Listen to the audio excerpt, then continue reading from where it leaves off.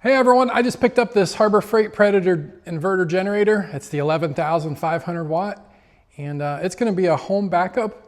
So I'm going to unbond it. Keep watching and I'll show you how easy this one is.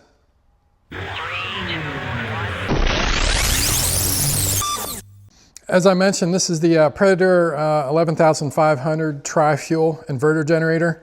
This is the biggest one that they offer right now at Harbor Freight.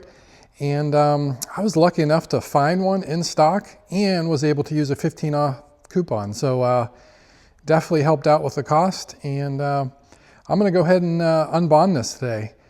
Like I said, I'm using it for whole house backup, so I don't need it bonded to the frame. The reason I don't need it bonded to the frame is because I have my house wired with a generator interlock kit, and I'm gonna plug it into the side of the house with a 50 amp plug. Since my panel's already grounded, I don't need the generator to be grounded, and it's definitely safer to run it this way. Again, I'm not gonna use it for anything else but the whole house. I'm gonna show you where you can test to verify whether or not it's bonded or not. And on this one, super easy to unbond. The Harbor Freight SKU number on this one is 72614, and this is the 49 state compliant model. You can see the exhaust is off the back of it here. And as we go around the other side, you can see that there is a wire, which is your neutral wire, grounded right there to the generator itself. But before we get into that, I'm going to test it just to validate that it is bonded currently, and then I'll test it after. And what we're going to do, we're just going to pick a plug. I like just using these 20 amps here. They're just easy to stick the prongs in. You can test on any of these ones if you want. We're just going to set our meter here to test for continuity, and it does alarm when there is continuity. So what I'm going to do is put these in the plug and the prong here. As you can hear, the meter is set correctly. So I'm just going to grab this plug. We'll put the ground in here at the bottom. We'll go ahead and put the red over here. Try to get them in there solid. There you go. You can tell it has continuity just based on the alarm here on my meter. So once we unbond it, we're just going to do the same exact test, and we should not be able to get any continuity through there. So all this takes is an 8mm, and if you pull this back a little bit, you can see that it is yellow with a green stripe on there. There's also a marking on the actual side casing here that does show ground. But this is the one that we need to remove. So I'm going to go ahead and remove it. It just takes an 8mm. It should not be very tight at all.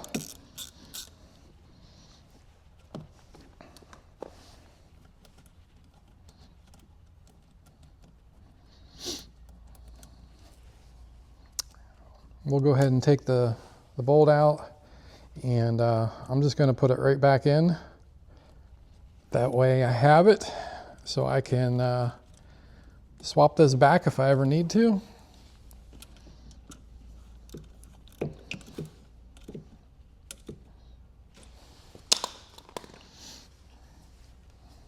And I'm going to put some heat shrink on here just to keep it from touching anything. Find a piece that fits over top of there. That one there should work pretty good.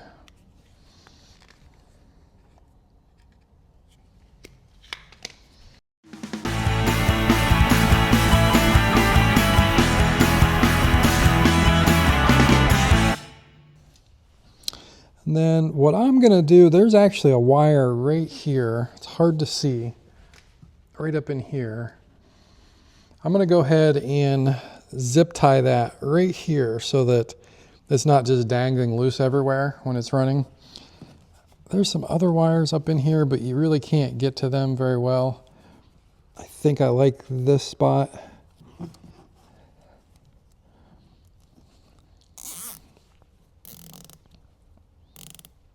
And then what I'm going to do eventually, I'm going to mark this and just put on there neutral.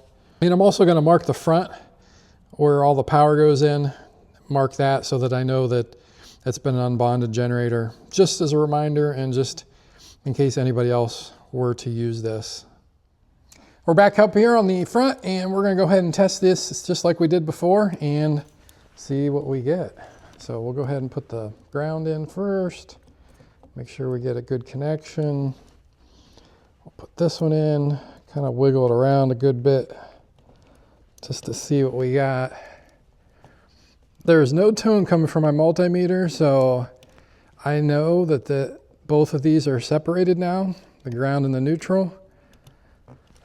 Verify, yep, we're still good. But yeah, definitely nothing bonded now. So good test, that's perfect and super easy on this Predator 11,500. We'll go ahead and put the label on. I think that looks like a good spot. You can definitely see it.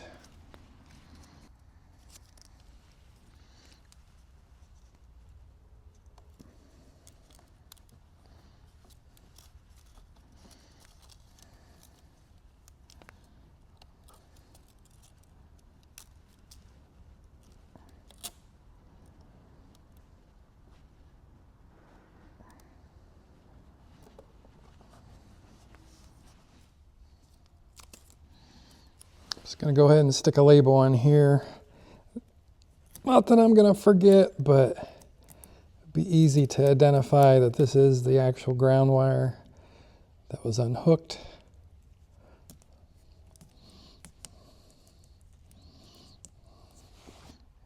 And there we go.